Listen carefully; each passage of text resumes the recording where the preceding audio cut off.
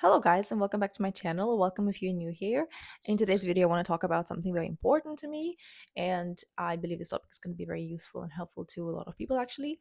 This video is for all the people who are addicted to suffering for whatever reasons, and for the people who feel like they cannot allow themselves the peace and the quiet, for the people who feel like they cannot relax and they cannot allow themselves to relax and enjoy the peace, even if they have it now finally, right? I believe it's a very important topic, and I have been thinking about it for a long time, and I decided to break it down more and help you guys get out of that mindset that can be very, very destructive and devastating. Okay, so first of all, if you are addicted to suffering, it's very likely that you grew up in a tumultuous household where, your relatives, your family were displaying similar behaviors. They were also, very anxious people potentially with mental health problems as well, potentially the people who had to survive. And that is completely valid. But as a result of that, it's very likely that you might be struggling to enjoy the peace and the quiet now if you have it. So, as a result of that, you might be self sabotaging currently in your life and creating fake scenarios, creating problems for yourself so you deal with them as a kind of a coping mechanism, I guess, in a way. So, despite the fact that that's all very valid, it's also, not helpful to you today, right? And I want to help you with that. You're not used to being relaxed, you're not used to the peace and the quiet. So, I want to give you some tips and help you, to learn and start achieving some inner peace, basically. Talk about different kinds of things because I believe in a holistic approach. And honestly, this video has already inspired a bunch of other videos because it's honestly a big topic. In some way, it has to do with victim mentality, and I want to talk about that separately in a different video because I think it's a whole different topic. This video, even though it's not the same, but it's sort of adjacent to that topic in some ways. So let's just get into it.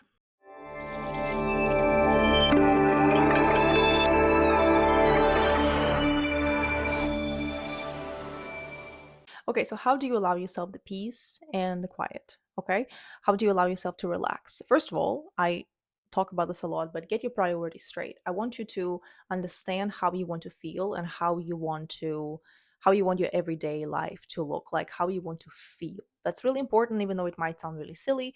But please write it down or, think about it, concentrate on it. Think about how you want to feel, how you want to go through your day feeling. Okay. This is sort of like setting a GPS route for your brain in a way. And it actually works. So please do that.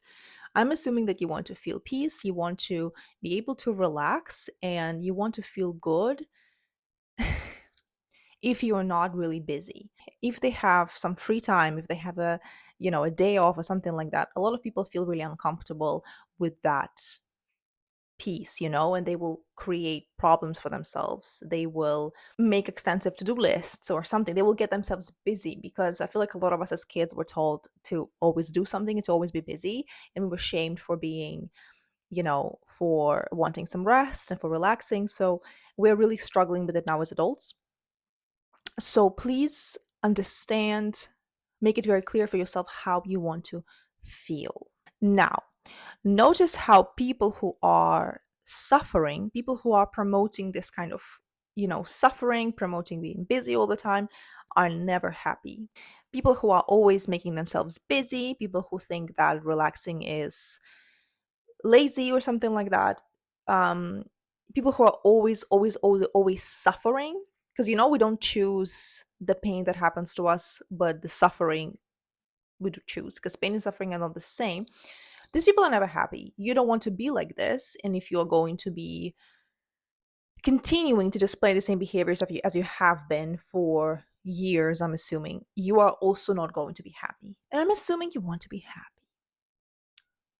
So do take a note of that.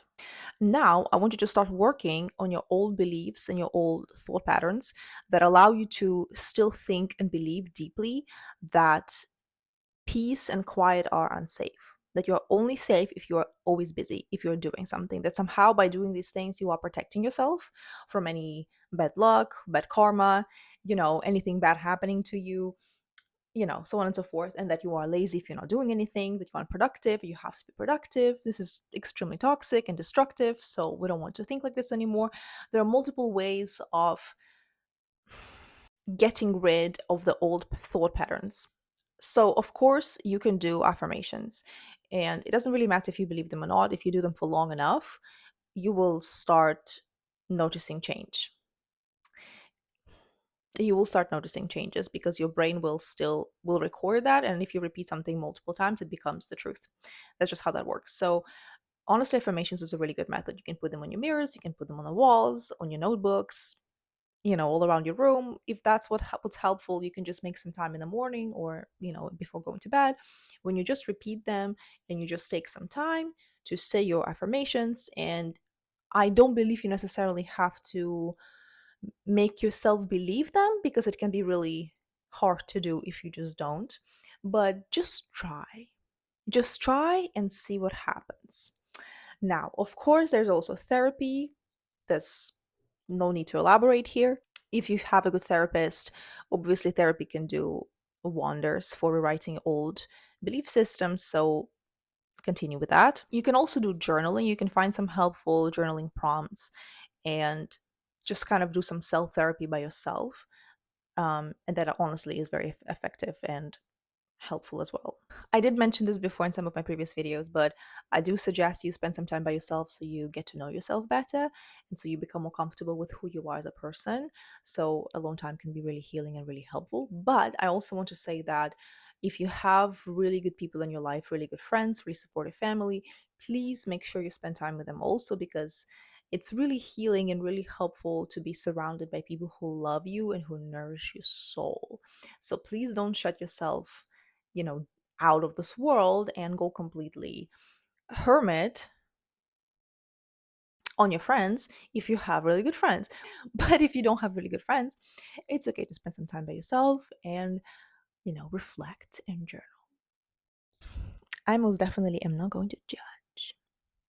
Now, I suggest you watch some inspiring content. Again, we are rewriting old beliefs and old kind of thought patterns, right? So you might want to switch the content that you have been consuming. Maybe it hasn't been particularly inspiring. Maybe you have been watching something that is not necessarily very life affirming or happiness affirming. So instead of watching true crime, you might want to watch something funny. I honestly really love stand up comedy, and it can be really good for your mental health as well, especially if you have been, struggling with it for a long time. Try to switch up your content and consume something that is, positive and affirming and makes you feel good about yourself and about the world. That honestly makes a big difference, especially over time, but also in a moment as well. And honestly, that would also include unfollowing and like blocking people who promote all kinds of like toxic behaviors, toxic work culture, hustling all the time, shaming you for relaxing. You might want to take a break from people who promote that kind of lifestyle and who shame you for wanting to take care of yourself. Yeah. And when I say that, I mean not just online, but in real life too. Okay. Okay, this next one kind of comes from the previous one, shadow work. I already talked about journaling and about reflecting, but shadow work is a kind of a step further, deeper, I want to say. So you might want to do some deep reflection and understand why you feel the way that you feel. What are you afraid of? Why are you afraid of the peace? Because maybe that's the case for you. Try to understand where it came from. Did it come from your family? Did it come from the people who you grew up around? Is it helpful to you today? Well, the answer is no. We already know that. How is it unhelpful? How would you like to change that? Try to keep asking those kinds of questions and kind of dig deeper to understand why are you still living in that mode, and how can you get out of that, because honestly we contain a lot of answers within our hearts and our souls. We already know a lot. Sometimes we just need to dig in deep enough and take time with ourselves to understand what it is. That's exactly what therapists do. They don't give you advice, they ask you the questions for you to answer by yourself. They can't tell you what to do unless you're in a dangerous situation, obviously, but you have a lot of answers yourself already. You just need the right tools. So, doing shadow work is going to be extremely, extremely helpful. It takes time, it can be very emotional, it can be really, hard and painful to do, but it is ultimately going to be very liberating and will give you a lot of release. This next one, I believe to be one of the most important ones. You need to learn how to regulate your nervous system. And let me just say straight away that I want to make a separate video on regulating your nervous system because it's a huge topic. It contains a lot of different elements, and I want to talk about it separately because I believe it to be really, really, really important for a lot of people, if not for all the people. And right now, on top of my head, I can just mention a few things that are very helpful for regulating your nervous system. And that would be stuff like meditation, breath work, journaling, we already know that, mindful practices, shaking your body, dancing to music that you like, doing all kinds of somatic practices. One thing that I personally heard about many times and actually I found it really helpful myself is if you are really anxious, cold exposure is really, really helpful. If you can find a piece of ice, put it on your wrists, and just hold it there for a couple of minutes, your body will relax physically. It's going to help you relax your body on a physical level. So, it's one of the somatic methods that have to do with your body. It's something that, you don't have to kind of trick yourself into believing. It works on a physical level. So, that's why I'm saying that you should incorporate all different methods because it's all going to work together. But then again, I'll talk about it more in more detail in another video. This is going to do wonders, especially in the long run. Now, look, this next point that I wrote down is about letting go of control. And I know how hard it is and how hard it can be for the people who are used to micromanaging everything and being, extremely anxious and feeling like they have to control every single thing, otherwise things will just fall apart. Start letting go of control. Start letting go of control and start relaxing in the moment. Just breathing, again, breath work. That's what I'm talking about, right? Just breathing, taking deep breaths in situations where you would previously, for example, get really upset, get really angry, really frustrated, maybe, pick a fight with someone. Take a moment, take some deep breaths, and understand that you cannot control everything. Surrender to the present moment. This is one of the hardest things because this is something that you have to kind of trick yourself into doing mentally. But I just have to mention it because it's still really helpful and you still have to work on, this new mentality that you don't control everything. Start letting go of control. Just start for a change. The next point is about emotional release and processing. You need to learn how to process your emotions in a healthy way. You need to understand how your emotions work. You have to understand that you can't control your emotions. Even though lots of people talk about, controlling them, you can't control them. That's a very natural, normal thing. But what you can control is how you react and how you behave. So I don't even want to talk about this a lot because I have a whole series on processing your emotions ethically and ecologically. It is on my YouTube channel. It's actually on in a separate playlist. So I will link it down below in the description box. Please check it out. It's still relevant. It's some of the earliest videos that I made, and they're still very much relevant, and information is very, very important. Please go watch them. Okay? Please learn how to process your emotions. That is going to be incredibly, incredibly helpful for you and for the people around you. Obviously there is a lot more to, learning how to let go of the previous thought patterns. This is really, really difficult work, but if you are starting this journey and starting to heal, honestly, give yourself a pat on the back because this is really difficult work and not all people have the courage to even start doing that and even start, you know getting mindful enough to understand that you have a problem. So I'm really proud of you. I know it's really hard, and I will try to make more videos like this in the future and kind of dig in more into this topic and understand more myself as well, right?